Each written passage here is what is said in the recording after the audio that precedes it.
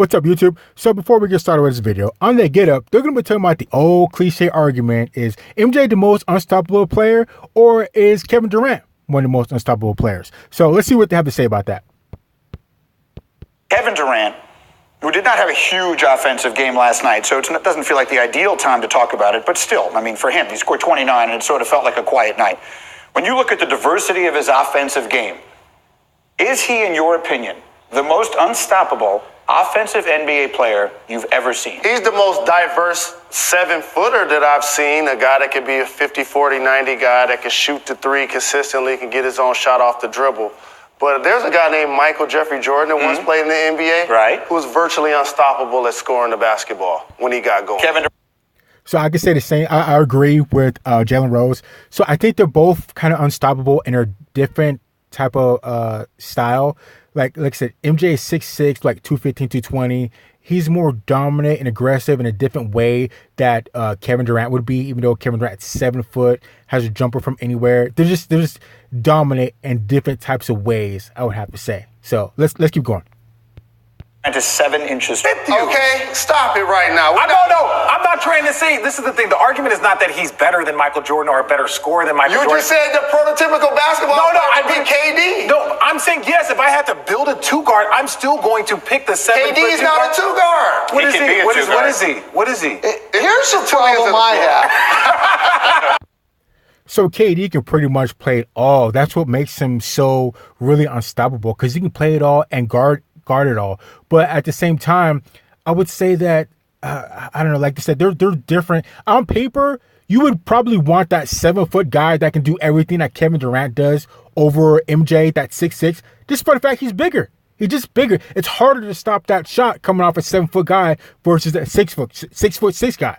So on paper, you want to go with Durant, but there's other things, other intangibles that you can't measure that MJ brings to the table, and it is that savageness, that ferociousness, that straight assassin killer, the will to do whatever it takes to win. That you can't measure that in height or with anything, and that's what Kevin Durant doesn't have.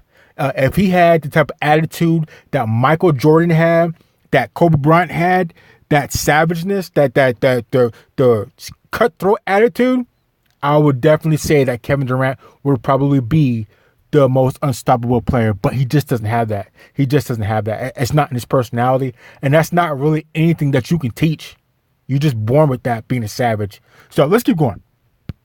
First of all, I'm older, and we always leave out the older guys. I have that as a problem.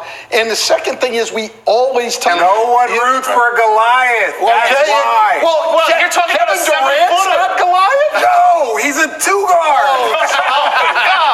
In fairness, someone has to get those guys the ball. I'm not taking anything away from them. Kareem had one shot that was literally unstoppable. The skyhook is the single most effective offensive weapon in the history of the sport. That's not debatable. But so Kareem has the most unstoppable shot, which would be the skyhook, but close behind would be MJ's fadeaway jumper.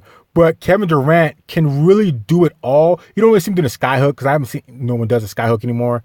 But as far as Kevin Durant has all-around game from anywhere on the court, anywhere. And that's where being 7 foot with a jumper comes into play. So Jordan might not have trouble against a larger guy that's 7 foot, but just the advantage of 7 inches, period, which means Jordan's going to have to work a little bit harder going against a Shaq or a Kareem or a Wilt, even though they never played against each other. But it would just make all that more harder. So Kevin Durant's already 7 foot. So he's got an advantage right there. And there's not going to be too many people that are taller than him. I know Shaq is thicker and bigger, but like I said, the playing fields even out a little bit more when you're 7 foot and can do everything that Kevin Durant can do. Like I said before, I think the main determining factor between me choosing the two of those will be attitude. And Kevin Durant does not have that cutthroat, savage attitude that you need to be a straight killer like what MJ is. So let's keep going. Kevin Durant can score more different ways than any of those centers could, and he's as tall as practically any of them, and he can score all the ways Michael Jordan could, and he's 7 inches taller than Michael Jordan was. This is not about whether he's a better player than Jordan. No one in their right mind would argue that. Nope. But purely as a scorer, Sean Farnell, looking right at you. I know you are. Tell me. You're right, Mr. Mike Greenberg. He purely, like I said, on paper, Kevin Durant is exactly what you would want because he can play 1 through 5. He's gonna jump it from anywhere. He can defend. He's 7 foot. I mean, how do you stop that? How do you stop that? What comes into play there is you have to start splitting hairs. Like, okay, they can both do that. MJ, what you call it, Kevin Durant could do that, but the attitude. What type of attitude do those guys have? And you could just see the way MJ plays versus the way Kevin Durant plays. The way they treat the game is completely different. Like I said, Michael Jordan is a savage. I don't see Wilt Chamberlain as being as savage as like Michael Jordan. I don't see Kareem Abdul-Jabbar being the type of savage that Michael Jordan was, even though he's an all-time scorer, probably because of that skyhook. I don't see, who was that? Wilt, Kareem, I forgot who the last person he brought up, but I don't see anybody with the type of savageness that Michael Jordan had other than really Kobe Bryant, who got as many rings as close to Michael Jordan. So, I don't know. Let's keep going. Tell me who's harder to stop. Who's stopping Kevin Durant? Look, I think it's harder to stop Jordan than it is Kevin Durant. I just believe in that. Maybe it's because I grew up watching it so frequently. But to watch what Jordan did in the more physical era of the NBA, you can't be as physical in the NBA now as you were during the Jordan era. If you could be more physical with Kevin Durant, does that lessen his ability to score? He's the best scorer in the game today. Coach, I asked you this earlier. If you were drafting anybody in the NBA, anybody right now, that's different. It was a separate question. It is a separate question and a good one, and I would take Durant. But look, all I know is coming up in the league as an assistant and then as a head coach, no one has ever forced you to change your game plan as much as Shaquille O'Neal did. Yes. In the tradition of big men. You could. That's true, but we're not necessarily talking about Shaq for one, and not necessarily talking about just the centers, but Shaq's overall game, there's a lot of people better overall game than Shaq. Shaq is unstoppable, but you could do the hack of Shaq because you know he can't shoot free throws. I mean, anything outside of 10 feet from the rim, he's not going to really be able to party and work. That's different than what MJ can do. That's different than what Kevin Durant can do. So Shaq was unstoppable, but he was kind of one-dimensional. So, I don't know. I wouldn't even really bring up Shaq as far as this conversation. So, I don't know. Let's keep going. Not go in and play your base defense against Shaquille O'Neal. I'm sure it was the same against Wilt Chamberlain, okay?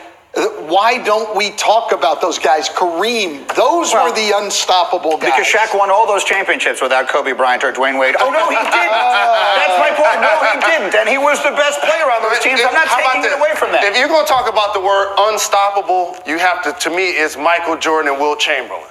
Yeah. Those two are the most unstoppable guys. So, Michael Jordan definitely, Wilt Chamberlain definitely. But you can definitely add in Kevin Durant. Because what was Wilt Chamberlain? 7'1", 7'2"? So Kevin Durant's right there, just an inch or two shorter, and has all-around game just like that. He might even have a better all-around game than Wilt. He might have a better overall game.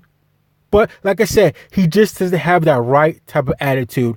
If you take Michael Jordan's attitude and you mix it in with Kevin Durant's body, that'd be unstoppable. He'd be better than Wilt. He'd be better than Mike. If you can combine those two, I mean, he'd be unstoppable. Literally unstoppable. So let's keep going. 50. And 25 in a season and wasn't the MVP. Correct. Come on now. Their team didn't win the championship. So I understand about Wilt Chamberlain and his dominance, but I think he played at a different time. Rules were a little bit different. I don't want to say he didn't have any competition because he can't, it's not his fault. He played in the era that he played in. But I think the competition is just a little bit more better if you want to go. I probably shouldn't say that, but I think we're looking at different eras that are just a little bit more different. So let's keep going. There were 8 teams in the average height. Wait a minute, with the 8 teams, that actually made it harder. If there were only 8 teams right now, who would you be playing against every night? What about this era? Very quickly. Hard foul. Do you agree? If you could start an